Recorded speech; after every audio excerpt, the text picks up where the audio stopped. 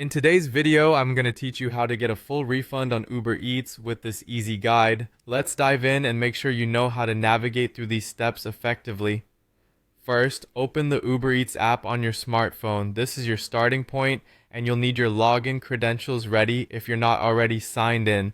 Once the app is open, take a look at the upper left corner of your screen. You'll see three horizontal lines, often referred to as the menu or hamburger icon. Go ahead and tap on this icon. It serves as a gateway to various options within the app. Next, from the menu list that appears, locate the option labeled Help. This section is designed to address any issues or concerns you might have with your orders. Tap on Help to proceed. Once you're in the Help section, you should see an option labeled Your Orders. This is where all your current and past orders are documented. Click on Your Orders to access a detailed view of your order history. Now, within the Your Orders section, make your way to the Past Orders tab. This will show you a list of all your previous orders. Find the order for which you wish to request a refund and select it.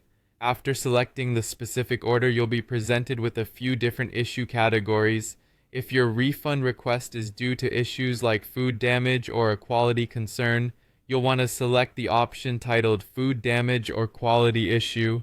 This is a crucial step because accurately categorizing your issue helps streamline the refund process.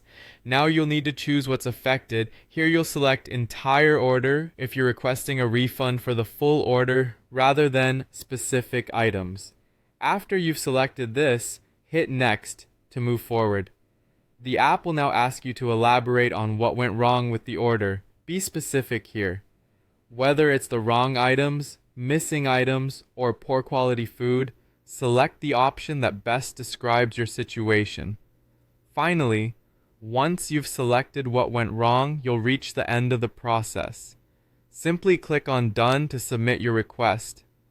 At this point, your refund request should be processed by Uber Eats and you should receive communication regarding the status of your refund soon.